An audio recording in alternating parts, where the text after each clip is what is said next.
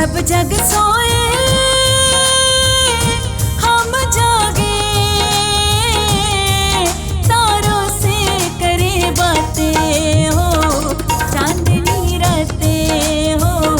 चांदनी रातें।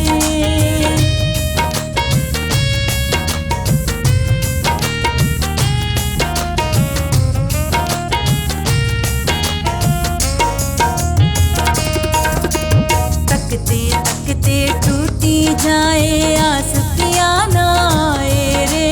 तकते तकते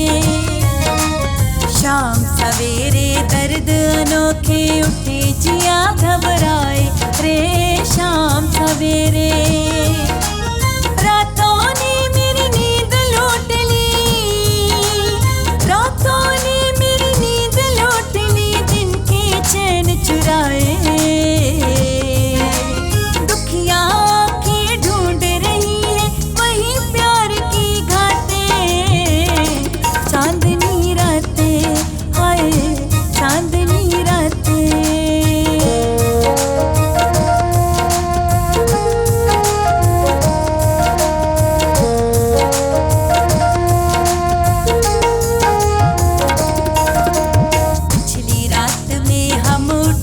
कर चुपके रोए रे,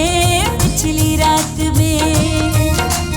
सुख की नींद में मीत हमारे देश पर आए सोए रे, सुख की नींद में दिल की धड़कने तुझे पुकारे, हो दिल की धड़कने तुझे पुकारे, आजा बालम आई बहारे, बैठ के तन्हाई में कर ले दुख सुख की दो